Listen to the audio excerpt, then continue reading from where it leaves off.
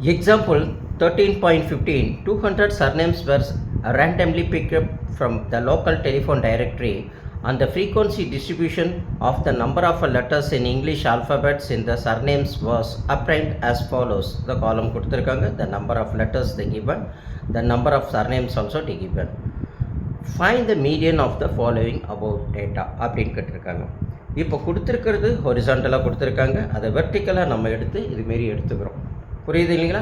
Find the median of the above the data அப்படின்போது the cumulative frequency of the table of given data is கொடுத்துருக்கிறதுல நம்ம 0 to 5 எவ்வளவு 20, 5 to 10 எவ்வளவு 60, 10 to 15 எவ்வளவு 80, 15 to 20 எவ்வளவு 32, 20 to 25 எவ்வளவு 8 அப்படின்னு கொடுத்துருக்கிற காலம் அந்த கண்டினியூட்டி இருக்கான்னு பார்க்கணும். புரியுதுங்களா? அந்த 5 இங்கே முடியுது, திரும்பி இங்கே 5 ஸ்டார்ட் ஆகுது.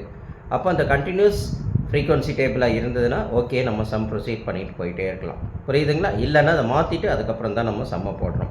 இப்போது the number of the surnames frequency இங்கே கொடுத்தாச்சு. இப்போ கியூமுலேட்டிவ் ஃப்ரீக்வன்சி நம்ம கண்டுபிடிக்கிறோம். புரியுதுங்களா? கியூமுலேட்டிவ் ஃப்ரீக்வன்சின்னா அந்த 20 இருக்குது, அந்த 20 மட்டும் ஃபஸ்ட்டு எழுதணும். அந்த 20 ப்ளஸ் இந்த 60 ஆட் பண்ணோம்னா 20 + 60 = 18 கிடைக்கும். அந்த 80யோட நம்ம என்ன செய்கிறோம், இந்த 80 ஆட் பண்ணுறோம். அப்போ 80 + 80 எவ்வளவு 160 நம்மளுக்கு கிடைக்கும். அந்த 160யோட இந்த 32வை நம்ம ஆட் பண்ணுறோம், 192 வரும். அந்த 192வோட இந்த 8ஐ நம்ம ஆட் பண்ணுறோம், அப்போ நம்மளுக்கு 200 கிடைக்கும்.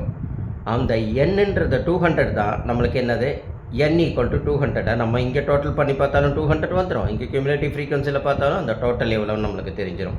புரியுது இல்லைங்களா? அப்போது கொடுத்துருக்கிற சம்மில் பொறுத்த வரைக்கும் ஹியர் த n = 200. நம்மளுக்கு என்ன வேணும், தேர்ஃபோர் n/2 வேணும். ஏன்னா ஃபார்முலாவில் n/2 தான் மீடியனோட ஃபார்முலாவில் வருது. அதனால் நம்ம n/2 அப்படின்றத நம்ம போட்டுக்கிறோம். புரியுது இல்லைங்களா? n/2 = 200/2 போட்டுக்கிறோம்.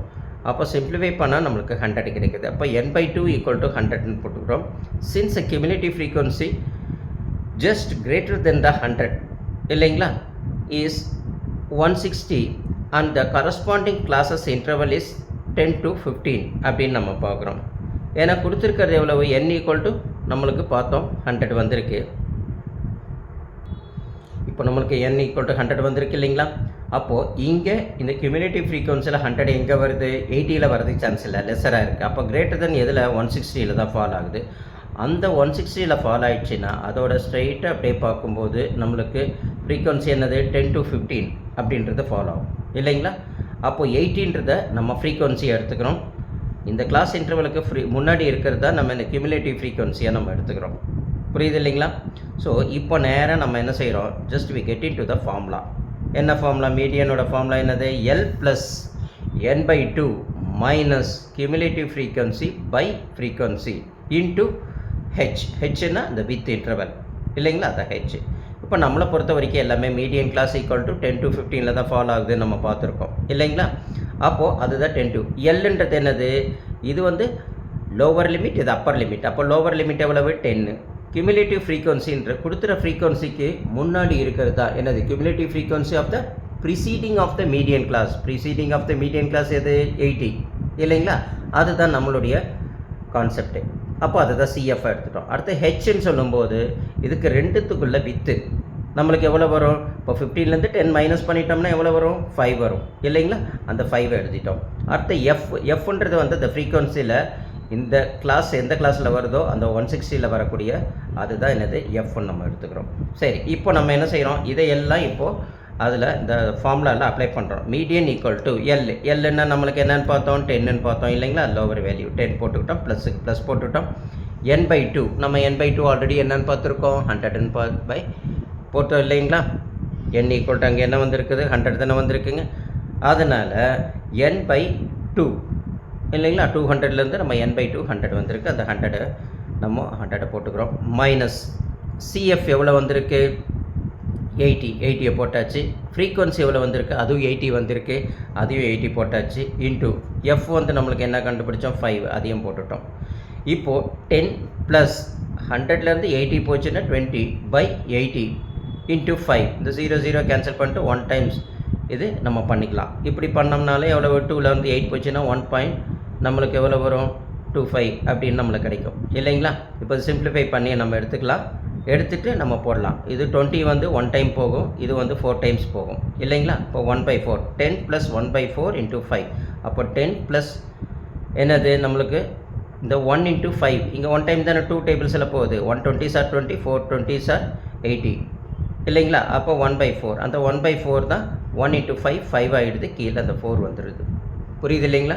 ஈக்குவல் அப்போ அந்த 5/4 நம்ம டிவைட் பண்ணோம்னா நம்மளுக்கு 1.25 அப்படின்னு நம்மளுக்கு கிடைக்கும். அப்போ 10 + 1.25 11.25.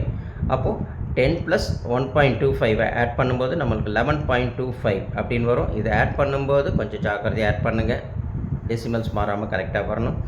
அதுதான் நம்மளுடைய மீடியன் 11.25 அப்படின்னு கொடுத்துருக்கிற அந்த சம்முக்கு. புரியுது இல்லைங்களா? ஸோ இப்படி நீங்கள் அழகாக புரிஞ்சு முதல்ல இதையெல்லாம் அழகாக போட்டு பார்க்கணும். இதில் தான் என்னென்ன நம்மளுக்கு தெரியணும். எப்படி அப்படின்னம்னா, ஃபார் எக்ஸாம்பிள் இப்போ நம்மளுக்கு இந்த லோவர் லிமிட் அப்படின்னு கொடுத்துருக்காங்க. அப்போ லோவர் லிமிட்னா என்னது? The lower limit of the median class. அதில் எது லோவர் லிமிட் வருதோ அது மீடியன். n is a number of observation. Number of observation என்னது? n. cumulative frequency. அப்போ cumulative frequency of the preceding class of the median class. preceding classனா எது நம்மளுக்கு கண்டுபிடிச்சோம் அதோட precedingனா முன்னாடி உள்ள class.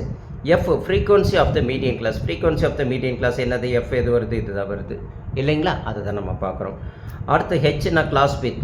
assuming that the class sizes to be equal. நம்மளுக்கு எப்பயுமே என்ன இருக்கும்? எல்லாத்துக்கும் ஈக்குவலாக தான் வரும் டிஃப்ரென்ஸ் இல்லைங்களா? அதோட வித்து தான் நம்ம என்ன செஞ்சிடறோம்? ஹெச்ன்னு எடுத்துக்கிறோம். ஸோ இப்படி அழகாக நீங்கள் இதை புரிஞ்சு இதையும் ஞாபகம் வச்சுக்கணும். இதை ஞாபகம் வச்சுக்கிட்டிங்கன்னா தான் அங்கே எல்லாத்தையுமே நம்ம போட்டுகிட்டே வரும்போது ஈஸியாக இருக்கும். இது ஏதாவது கொஞ்சம் நம்மளுக்கு மாறிடுச்சுன்னா இந்த கியூமுலேட்டிவ் ஃப்ரீக்வன்சியும் சரி எல்லாம் சரி நம்மளுக்கு மாறிடும். அதனால் நம்ம அழகாக வச்சுக்கிட்டு அதுக்கு தகுந்த மாரி அந்த ஃபார்முலாவில் கரெக்டாக நம்ம சப்ஸ்டியூட் பண்ணும்போது உங்களுக்கு ஆன்சர் கிடைக்கும். புரியலன்னா ஒரு தடவைக்கு 2 தடவை வீடியோ போட்டு பாருங்கள். அட் த சேம் டைம் என்ன செஞ்சுக்கோங்க, கம்பன் ஆன்லைன் கிளாஸை பிடிச்சிருந்ததுன்னா சப்ஸ்கிரைப் பண்ணுங்கள், ஷேர் பண்ணுங்கள், லைக் பண்ணுங்கள். புரியுதுங்களா? அப்போ உங்களுக்கு அடிக்கடி கம்பன் ஆன்லைன் கிளாஸில் உள்ள இன்ஃபர்மேஷன் என்னெல்லாம் வருதோ அது உங்களுக்கு இமீடியட்டாக அப்டேட் ஆகும்.